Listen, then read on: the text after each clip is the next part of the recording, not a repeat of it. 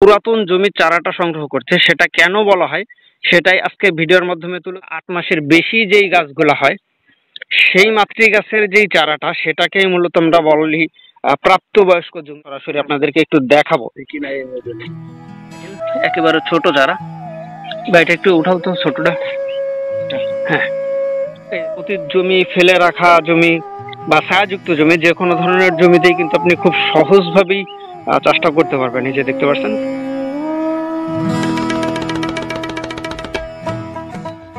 দেশ ও দেশের বাইরে থেকে যে বা যারা আমাদের আজকের ভিডিওটি দেখছেন সকলকে জানাই আন্তরিক শুভেচ্ছা ও অভিনন্দন। প্রিয় দর্শক, দেখতে পাচ্ছেন আমরা লতিরাজ কচুর একটা পুরাতন জমিতে মূলত আজকে কিছু চারা ডেলিভারি করব আমরা। আর যেহেতু অনেকেই অনেক দূর দূরান্ত থেকে আমাদের কাছ থেকে চারা গাছগুলা সংগ্রহ করার জন্য বলে, বা আমরা চারা গাছগুলা ডেলিভারি করি, তা আসলে আমি প্রতিনিয়ত যে বলে থাকি পুরাতন জমির চারাটা সংগ্রহ করছে, সেটা কেন বলা হয় সেটাই আজকে ভিডিওর মাধ্যমে তুলে ধরবো। আর বর্তমানে লতি কচু চাষের ক্ষেত্রে চারার কোন কোন বৈশিষ্ট্যটা দেখে আপনাকে চারা সংগ্রহ করা উচিত, বা কোন কোন কোয়ালিটি থাকলে বা কোন কোন কারণে মূলত চারাগুলা থেকে মাত্র 1.5 থেকে 2 মাসের ভিতরে ফলন আসে, যাবতীয় সকল কিছুই আজকে ভিডিওর মাধ্যমে তুলে ধরার চেষ্টা করব।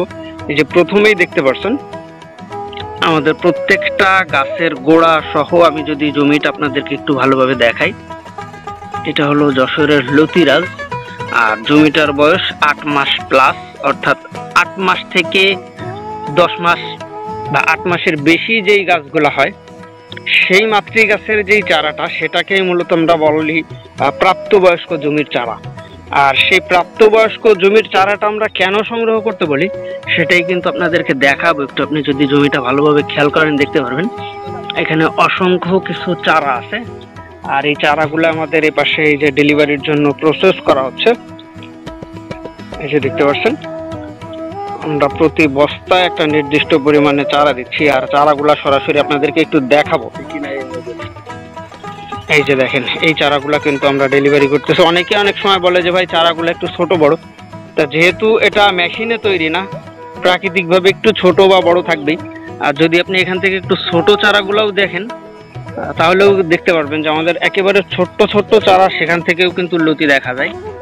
এই যে দেখেন একেবারে ছোট চারা, বা এটা একটু উঠাও তো ছোটটা।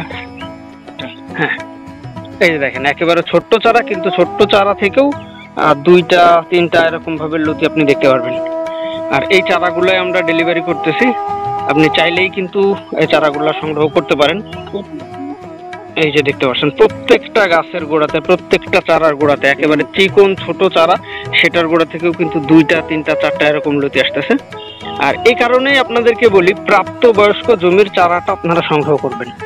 আর 2 টাকা কম বা 2 টাকা বেশি বড় কথা না, বড় কথা হলো সাধারণত অনেকে আছে যারা চারা ব্যবসায়ী, তারা কিন্তু আমাদের কাছ থেকে রানিং জমির চারা, অর্থাৎ যেই চারাগুলো আমরা সাধারণত ফেলে দিই আর যেটা থেকে ফলন আসতে 3 মাস বা 3 মাসের অধিক সময় লেগে যায়, সেরকম চারাগুলা আমাদের মতো চাষির কাছ থেকে সংগ্রহ করে অনেকেই কিন্তু বাজারে সেটা 2 টাকা করে বিক্রি করে। তো এই ধরনের প্রতারকের কাছ থেকে রক্ষা পাবার জন্য সরাসরি চেষ্টা করবেন চাষির কাছ থেকে চারাগুলো সংগ্রহ করার, আর তাহলেই কিন্তু মাত্র 1.5 থেকে 2 মাসের ভিতরে আপনি ফলনগুলোও পেতে পারেন। এই যে দেখতে পাচ্ছেন আমাদের পুরা জমিটাই কিন্তু আমি সরাসরি মাঠ থেকে আপনাদেরকে দেখানোর জন্য চেষ্টা করতেছি। আর লতির কালারটা দেখেন, অনেকেই প্রশ্ন করে যে ভাই লতিরাজের লতিটা কেমন কালার হয়, তাদের জন্যই মূলত এটা। যশোরের লতিরাজ যে কচুটা, সেটার লতির কালার কিন্তু যেরকম হবে একেবারেই স্বচ্ছ সবুজ কালার, অনেকেই বলে সাদা কালারের লতি।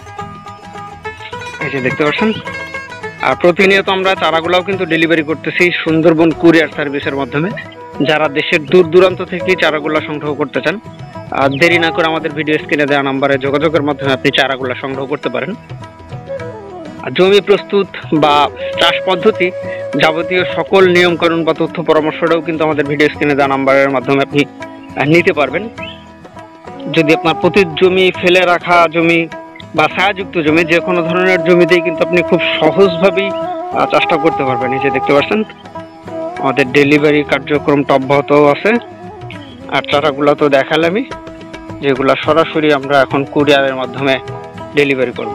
এই যে দেখতেছেন মাত্র 2 টাকা পিসেই কিন্তু এই সকল চারাগুলো আমরা ডেলিভারি করতেছি সমগ্র বাংলাদেশেই। এই যে দেখতেছেন। তো প্রিয় দর্শক, এই ছিল মূলত আমাদের আজকের ভিডিওটা। দেখা হবে পরবর্তীতে আবার নতুন কোনো ভিডিওতে। সে পর্যন্ত সবাই ভালো থাকবেন, সুস্থ থাকবেন। আল্লাহ হাফেজ।